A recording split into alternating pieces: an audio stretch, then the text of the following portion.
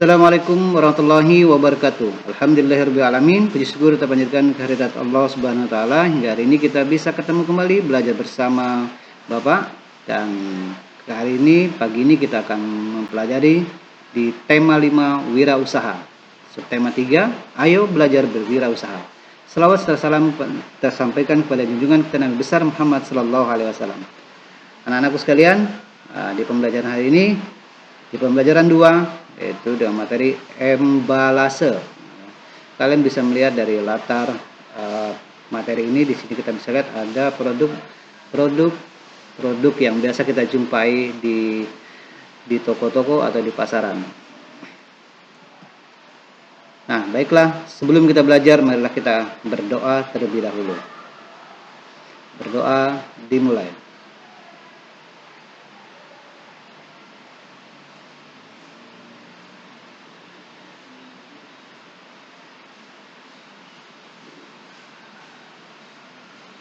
Oke, alhamdulillahirabbil. Nah, kita lanjut di pembelajaran kedua. Nah, di sini kita tadinya yang Bapak bahas adalah muatan PKN dan SBDP. PKN apa yang kita pelajari di sini? Yaitu menelaah keberagaman sosial budaya dan ekonomi masyarakat. Keberagaman sosial, kemudian dari ekonomi dan budaya yang ada di masyarakat. Kemudian yang berikutnya SPDB, yaitu memahami reklame, dan Bapak yakin ini sudah di PB3, artinya kalian sudah banyak membaca, banyak sudah mempelajari dari kedua KD ini. Kemudian apa sih tujuan yang kita ingin capai? Pertama, siswa mampu mengidentifikasi berbagai contoh manfaat keberagaman wirausaha dalam kehidupan sehari-hari secara tepat. Dan yang kedua, dengan mengamati contoh kemasan, siswa mampu menjelaskan pentingnya embalase sebagai identitas sebuah produk secara tepat. Dan yang ketiga, dengan mengamati contoh kemasan dan berdiskusi, ini tidak mungkin berdiskusi kalau di rumah ya, siswa bisa merancang embalase sebagai identitas sebuah produk secara benar. Nah, mungkin ini kita hanya nanti sampai batasan mengidentifikasi sebuah produk, ya. Oke. Berikutnya kita lanjut. Nah, ingatkah kamu bahwa kreativitas menjadi modal utama dalam berwirausaha? Selain itu, diperlukan juga ketekunan dalam berwirausaha, seperti kisah Man. Man ini nama orang. Berikut ini, kreativitas dan ketekunan adalah modal dalam melakukan wirausaha. Kreatif, kemudian tekun. Orang yang kreatif bisa membuatkan sesuatu yang bermanfaat, kemudian dia lakukan secara tekun, tentu akan memiliki nilai, bisa menjadi nilai jual yang tentu banyak orang yang tertarik terhadap hasil kreativitas yang kita buat. Kemudian coba kita identifikasi usaha apa saja yang ada di sekitar kita. Nah, kemarin sudah Bapak kasih bayangan, dan Bapak sudah tugaskan kalian kemarin mengidentifikasi usaha-usaha yang ada di sekitar kita. Kemarin ada yang berpose di depan toko, ya. Bahkan ada juga yang berpose berdampingan dengan orang tuanya, ya. Ada Bapak lihat yang berdampingan usaha, ya. Nah, banyak sekali usaha. Nah, mungkin kalian masih ingat seperti salah satu contoh berikut ini. Nah, ini adalah contoh apa ini? Nah, ini kalian pasti masih ingat juga. Ini adalah usaha fotokopi. Oke. Berikutnya, nah ini usaha apa lagi? Ya, ini cukur rambut. Bapak yakin kalian juga sudah sering melakukan cukur rambut. Apalagi laki-laki ya, rambutnya tidak boleh panjang. Nah, kalau yang panjang itu biasanya perempuan. Nah, apalagi dibuat seperti perempuan, ya. Oke, tolong ya rambutnya dipotong kalau rambutnya panjang. Berikutnya apa lagi? Di sini bengkel. Nah, kalian bisa lihat usaha bengkel yang ada di sekitarmu. Nah, ini adalah salah satu usaha-usaha yang ada di sekitar kita. Oke. Sekarang kita baca apa yang dibahas di materi ini.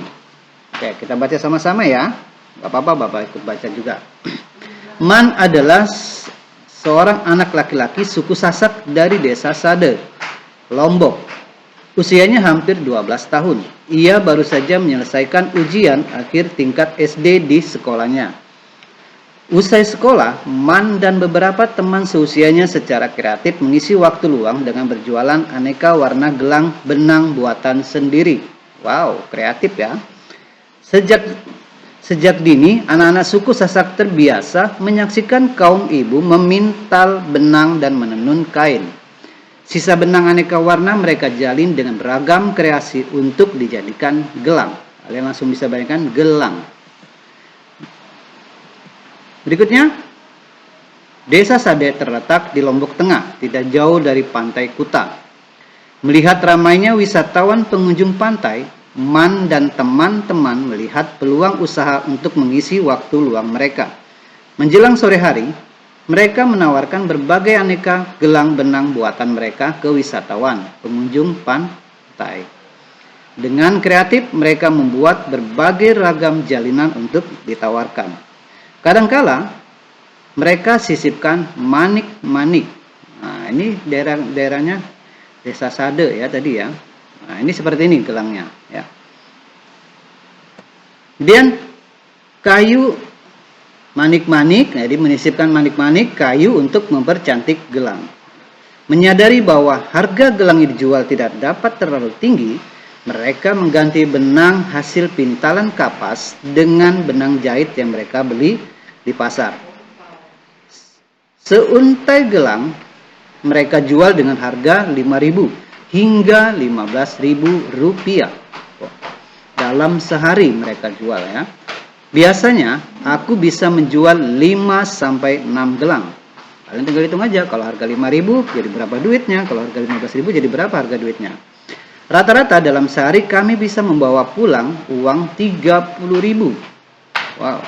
Kalau harga benangnya, harga gelangnya 5.000, artinya yang laku tadi berapa nih? Yang laku tadi sekitar 6 ya. Kemudian ketika ditanyakan untuk apa uang hasil jualan tersebut, si Man menjawab untuk menambah uang jajan dan untuk membeli perlengkapan sekolah. Sambil Man menjawab dengan tersenyum lebar. Artinya bangga ya dengan hasil karyanya. Walaupun tidak pernah diminta oleh kedua orang tuanya untuk membantu keuangan keluarga, Man selalu memberikan uang hasil jualannya kepada ibunya. Ketika sewaktu-waktu ingin membeli barang keperluan sekolah, ibunya akan memperbolehkan Man menggunakan uang tersebut. Man tidak kehilangan waktu bermainnya karena berjualan. Ia berjualan sambil bermain air dan bercengkraman di pinggir pantai dengan teman-temannya. Menjelang matahari terbenam, Man dan teman-temannya pulang untuk mengerjakan tugas sekolah dan beristirahat. Ketika tugas sekolah sudah selesai, Man membuat beberapa gelang untuk mengisi kembali persediaan untuk berjualan esok harinya. Man bangga ketika gelang hasil buatannya dipuji oleh wisatawan. Sederhana namun unik dan kreatif. Begitu komentar para wisatawan terhadap gelang benang buatan Man dan teman-temannya. Kreativitas Man dalam memanfaatkan waktu luang memberinya pembelajaran hidup yang tak ternilai.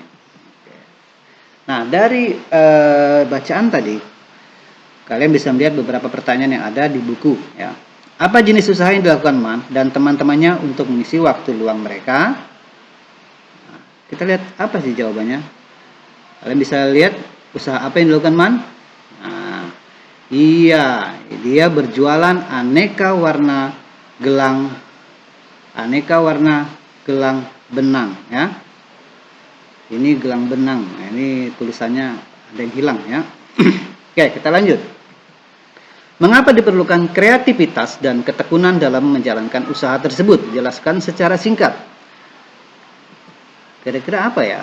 Nah, karena kreativitas dan ketekunan diperlukan agar usaha tersebut bisa terus berjalan dan berkembang. Kreativitas ada, tapi ingat ketekunan terus dilakukan. Ini yang menjadi dasar, ini yang menjadi modal awal ya. Tekun kalau mau berkembang dengan pesat ya. Kemudian ditanya lagi, apa manfaat usaha anak-anak tersebut bagi kehidupan mereka? Nah, kira-kira manfaatnya apa? Tuh, menambah uang jajan. Wow, uang jajan jadi banyak ya. Kemudian bisa ditabung. Kok jadi bias ini tulisannya aneh nih. Kemudian untuk membeli perlengkapan sekolah sendiri dan meringankan ekonomi keluarga. Nah, ini yang penting ya. Orang tua tidak terbebani ya. Nah, kita juga sudah bantu orang tua kita ya, kita tidak minta lagi uang jajan ke orang tua kita ya, dan kita sudah punya uang sendiri. Ini dari apa tadi? Ketekunan dan kreativitas ya. Pertama kreativitas dulu ya. Oke. Lanjut. Ini siapa ini? Nah, mungkin kalian kenal nih. Oke, sikap apa yang bisa kamu pelajari dari usaha anak-anak tersebut? Kita lihat jawab. Ya, sikapnya harus kreatif. Oke, tekun dan pandai memanfaatkan peluang. Oke. Kita patut bersyukur pada Tuhan yang telah menciptakan manusia dengan beragam kemampuan sehingga bisa saling melengkapi dalam kehidupan sehari-hari.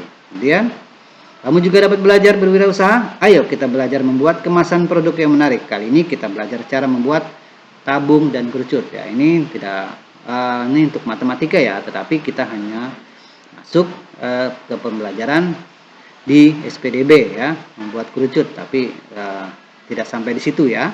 Kita kenalan saja dulu jenis produknya. Oke.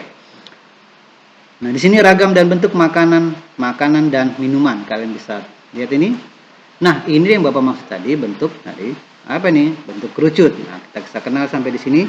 Makanan ternyata ada juga bentuk seperti ini. Nah, kemudian wow, ini bikin lapar nih kalau seperti ini. Ya, mohon maaf ini Bapak perkenalkan produk-produk yang seperti ini, tapi ya ini karena bagian dari pembelajaran. Jadi Bapak perkenalkan aja ya. Oke. Di sini kita melihat kemasannya saja kita bisa tertarik ya. Apalagi anak-anak suka nih yang namanya satu ini es krim, Indomie, pasti banyak yang suka ya. Apa yang kalian pikirkan? Wow, mikir apa? Wow, saya mau minum. Silver Queen, pasti enak ya.